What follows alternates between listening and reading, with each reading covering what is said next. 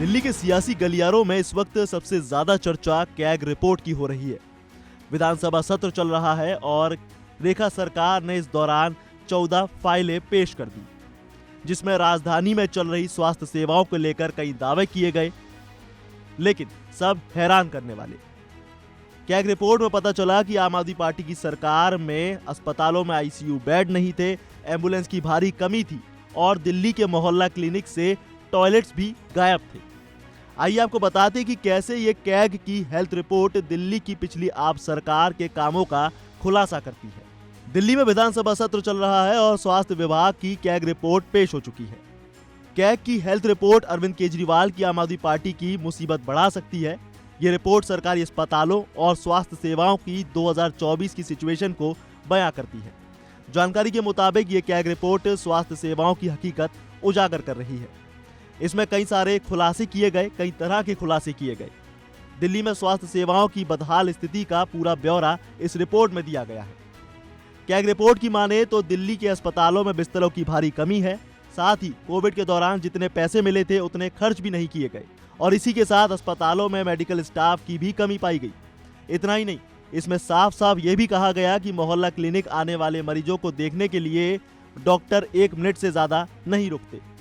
आइए आपको बता दें कि कैसे और क्या कुछ रिपोर्ट में कहा गया है।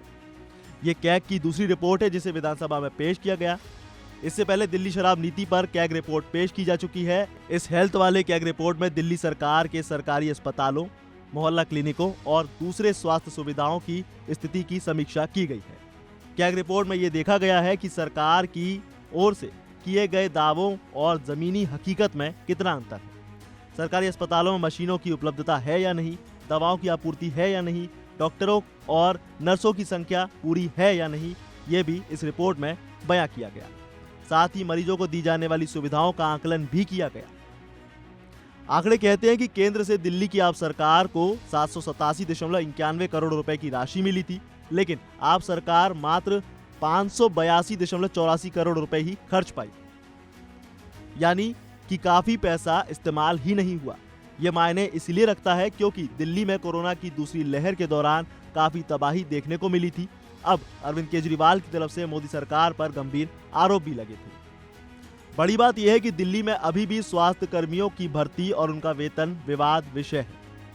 हाल ही में पूरे हुए विधानसभा चुनाव में भी इसे बड़ा मुद्दा बनाया गया। अब इस मामले में जो सीएजी यानी कैग की जो रिपोर्ट सामने आई है, उसमें भी कई सारी चौंकाने वाली बातें सामने आई। वहां भी आप सरकार को वेतन देने के लिए 52 करोड़ रुपए मिले थे, लेकिन वहां 30.52 करोड़ रुपए खर्च नहीं किए गए, यानी समय रहते ना वेतन मिला और ना ही स्वास्थ्य कर्मियों की भर्ती हो पाई। इसका भी सबसे ज्यादा खामियाजा कोरोना काल के दौरान देखने को मिला है। कैग का एक और आंकड़ा ये कहता है कि 2016 और 2017, इसी के साथ 2020 और 21 तक 32,000 नए बेड अस्पताल में जोड़ने का लक्ष्य बनाया गया था, लेकिन केजरीवाल सरकार सिर्फ 1357 नए बेड लगवा पाई, यानी कि ये तय लक्ष्य नहीं था। सिर्फ 4.24% हिस्सा ही इसका पूरा हो पाया। और ये सारे वो आंकड़े हैं जिनका पिछली सरकार के कामकाज पर गंभीर सवाल उठाने का काम करते हैं। और इसी बात को बीजेपी अब पुरजोर तरीके से उठा रही है। वैसे दिक्कत सिर्फ कम बेड या अस्पताल की नहीं है, डॉक्टरों की कमी की भी बहुत बड़ी दिक्कत है। कई सालों से दिल्ली इसी चीज को लेकर परेशान है। कैग की रिपोर्ट के मुताबिक नर्सिंग स्टाफ की 21% और पैरामेडिकल स्टाफ की 38% कमी देखने को मिली है। Rajiv Gandhi super speciality hospital, Janakpuri super speciality hospital में डॉक्टरों की 50 से 74% कमी दर्ज की गई। बात अगर मोहल्ला क्लिनिक की जाए तो वहां भी आंकड़े आम आदमी पार्टी को राहत नहीं देते हैं। असल में 21 मोहल्ला क्लिनिकों में कोई शौचालय नहीं था, 15 में बिजली बैकअप की कोई सुविधा नहीं थी। इसके अलावा 6 ऐसे भी मोहल्ला क्लिनिक सामने आए जहां डॉक्टरों के लिए छोटी सी टेबल तक नहीं रखी गई और 12 मोहल्ला क्लिनिकों में दिव्यांगों की सुविधा का ध्यान भी नहीं दिया गया। कुछ इसी तरह के खुलासे करती है कैग की ये हेल्थ रिपोर्ट। आपकी इस पर क्या राय है, हमें कमेंट सेक्शन में जरूर बताएं। साथ ही वीडियो को लाइक जरूर करें और सब्सक्राइब करें वन इंडिया हिंदी।